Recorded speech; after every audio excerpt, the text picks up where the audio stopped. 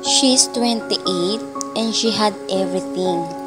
Magandang trabaho, malaking pera sa bangko, sariling condo unit at may lihim siyang bahay bakasyonan pa sa Batangas para makapag-unwind siya kapag nababagot na sa buhay. May alaga rin siyang pusa at aso na kasama sa bahay at natutulog siyang mag-isa sa malambot at mabangong kama. Si Mitchell naman ay also had everything. He had his own million at the age of 31 at natutulog ring mag-isa sa kanyang kama. Ang binata dahil walang relasyon tumatagal sa kanya. Palaging malamig ang gabi at nagigising siya sa umaga na hunghang ang pakiramdam dahil wala siyang alagang aso at pusa. Buti na lang they are best of friends. Lagi silang naroon para sa isa't isa. Pero biglang humiling ng isang anak sa binata si Janelle. Hindi malaman ni Mitchell kung ano ang gagawin at iisipin. Hi mga kapakit! Tara tunghayan muli ang panibagong kwento handog ng Pocketbook Tagalog Story tungkol sa pag-ibig nila ni Mitchell and Janelle. Kabanata 1. Ano naman bang kailangan mo? Iritadong tanong ni Janelle sa kausap. Pero ang totoo, hindi naman siya talagang naiinis sa kausap. Namas din naman niya ang boses ng kaibigan. I'm bored, pabuntong hininga wika ni Mitchell mula sa kabilang linya. And so, kinabahan si Janelle, siguradong kapag ganito ang timbre ng boses ng binata, mahihilingin na naman ito sa kanya. O kaya ay may iuutos. May gagawin ka ba mamaya? Labas naman tayo mamaya, gimik tayo. Saka namimiss kita eh. Don't worry, akong taya. Really? Sarkastiko ang himig ni Janelle pero napapangiti siya. Ow, come on Mitch. Break kayo ni Joanna ano? Ilang sandali, hindi nakasagot si Mitchell. Well, sort of. Anong sort of? Cool off muna kami. Marami kasi kaming hindi pinagkakasunduan. Oh, since the beginning of the relationship, ganun na naman kayo, hindi ba? And you said na dahil talagang in love ka na sa kanya, you're very much willing to adjust para lang hindi kayo lagi magtatalo. Oo, pero hindi ko pala kaya. Kapag may pinagdidiskusyonan kaming bagay at alam kong ako ang tama, hindi ko pala kayang mag-give way at umuo ng umuo sa kanya. Kukontra at kukontra ako kaya lagi kaming nagtatalo. At ganoon din siya kapag ang akala niya ay tama siya. Hindi talaga papatalo. Mitch, how many times did I tell you na ang relasyon ay hindi pagdidebate?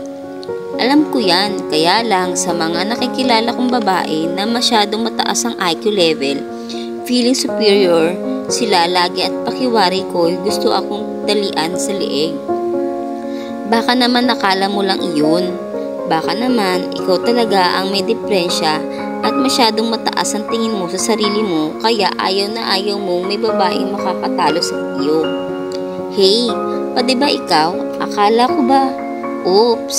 Huwag kang pikon ha, alam ko naman ang ibig mo sabihin. Nagbibiro lang ako. Nagbibiro o ano, samahan mo ba akong gumimik mamaya o maglalasing na lang ako sa condo unit ko? Sasamahan na po, ikaw talaga. Dinaan mo na naman ako sa golpi-golpi gulat ha. Akala mo ba'y naniniwala ako sa board ka? Hindi oy, alam ko ang totoong dahilan. Broken hearted ka ano? Hey, nangingitiyaw na ka na naman. Napahagikik na lang siya. O tama na yan. Anong oras mo ba ako susunduin? As usual, 7 kita susunduin para makalabas na tayo mag-dinner bago gumimik. Sige, teka anong sasakyan ba ang dadalhin mo? Yung Pajero mo ba o yung BMW? Big bike ang dadalhin ko, Janelle. Ha? Naku naman, ikaw talaga. Alam mo naman na takot akong sumakay sa big bike, hindi ba? Hayaan mo na. Higpitan mo na lang ang kapit sa akin, saka ibinili nga pala kita ng bagong helmet. Mag-jacket ka ha. Hay, oo na nga. Napapailing na lang si Janelle and i-off ang kanyang cellphone. Hay nako, lalaking iyon. Ang mapilit mabuti pa ay magpakain na ang mga doggy at pusikat ko para makapag-shower na. Muning, kitty! Daw, sanchay! Tawag niya sa alagang pusa at aso. Ang 4 na hayop lang kasama niya sa condo unit na iyon.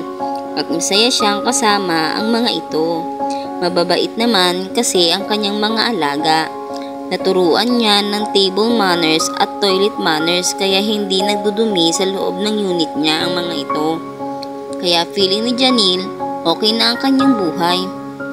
Lalo pa ay may ipon na rin naman siya sa bangko at may iba pa siyang mga solid asset na kagaya ng condo unit na iyon at ang bahay bakasyonan sa Batangas na nabili lang niya.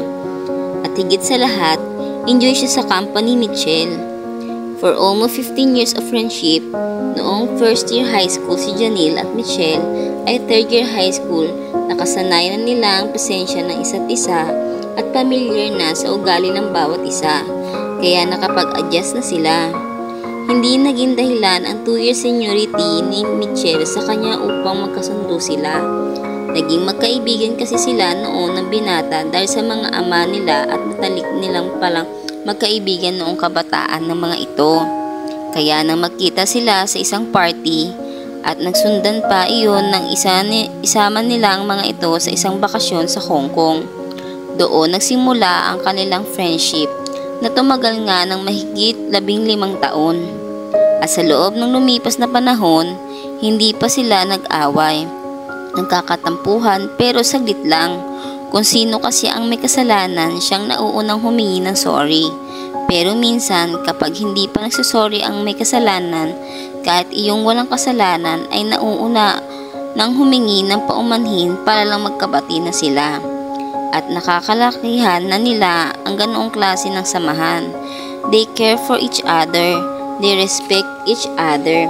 Kung minsan, kinukonsinti rin nila ang isa't isa kapag kailangan kahit minsan ay mali. Basta sabihin mo kay Nadia, ikaw ang kasama kong manood ng sine ha. Minsan ay pakiusap ni Michelle sa kanya dahil may nakakita rito, kakilala ng recent girlfriend nito. Ano? At ako pa sasabihin iyon? Hindi naman tayo magkasama. Protesta ni Janelle.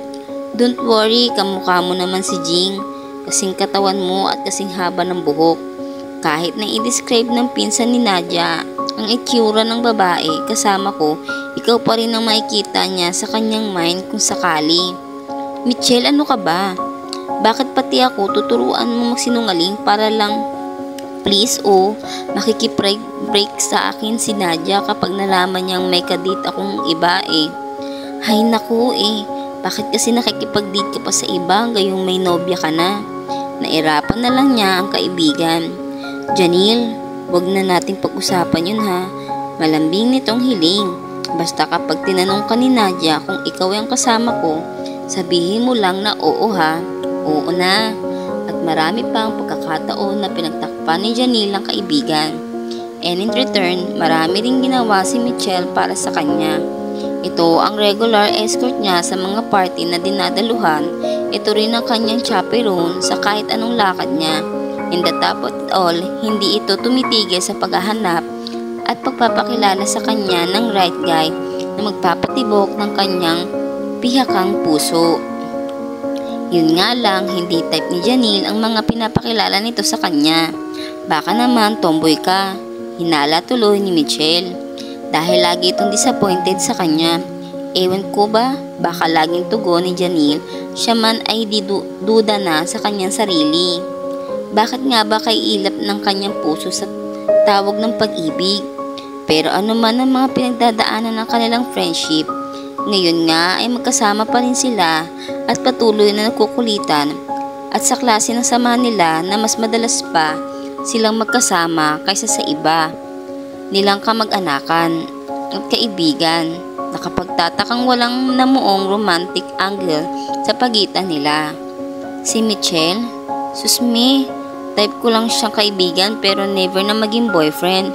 Sobrang playboy niyan, ano? Palaging bukang bibig ni Janelle sa mga kakilala nila na magtatanong kung hindi ba sila nagde-developan sa isa't isa. Si Janelle? Oh no, tomboy yun ano. Baka umbagin pa ako nun kapag niligawan ko. Isa pa, hindi kagaya niya ang type ko. Yun naman ang laging bukang bibig ni Chel. So there's in just a platonic love. Nothing more, nothing less.